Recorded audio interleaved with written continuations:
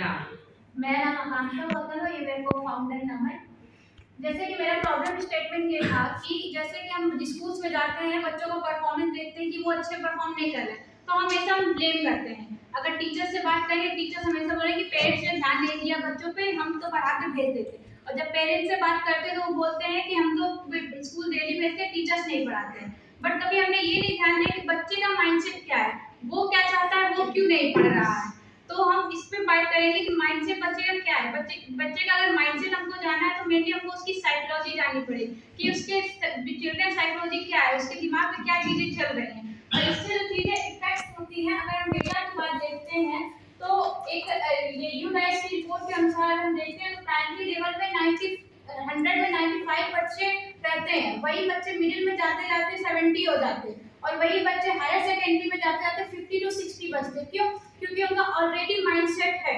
हमारे छत्तीसगढ़ में लोग पत्थर फैक्ट्री और खेती का काम करते हैं ज्यादा से ज्यादा। तो गांव में जब भी हम जाते हैं, बच्चों का माइंडसेट कि उनको 12th के बाद में पत्थर फैक्ट्री में काम करना है, या 8th के बाद में पत्थर फैक्ट्री में काम करना है, या खेती करना है। इसके अलावा उन्होंने कुछ सोचा ही नहीं है। और अगर लड़कियों की बात करते हैं तो लड़कियों का माइंडसेट है कि उनको शादी करनी है। हमारे स्कूल में एक लड़की 10th क्लास की टॉपर थी, उसने आगे पढ़ाई नहीं करी। उससे जब मैंने बात करी तो उसका सीधा था कि मेरी सारी सहेलियों की शादी होगी, मुझे भी शादी करनी है, मुझे आगे पढ़ाई नहीं करनी है।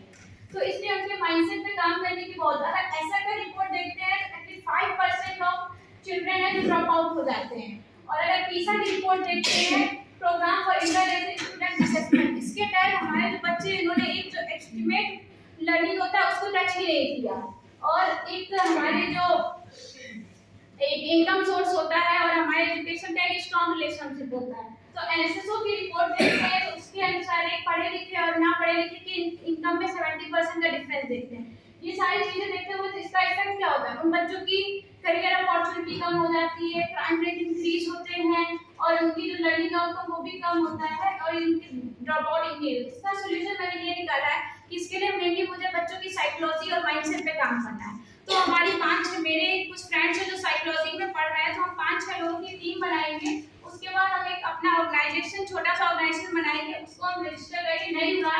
उसके बाद से हम 10 स्कूल को टारगेट करेंगे अपने डिस्ट्रिक्ट के, क्योंकि हमारे ड्रॉप आउट रेशियो बहुत ज्यादा है और बच्चे ज्यादातर बाहर की चीजों में काम करते हैं, पढ़ना नहीं चाहते। और उसके बाद में इसको हम पूरा एरिया में इम्प्लीमेंट करेंगे, एक बेस लाइन असेसमेंट करेंगे कि बच्चे का माइंडसेट, उनके बौद्धिक विकास, उनकी क्षमता को लेकर सवाल होंगे।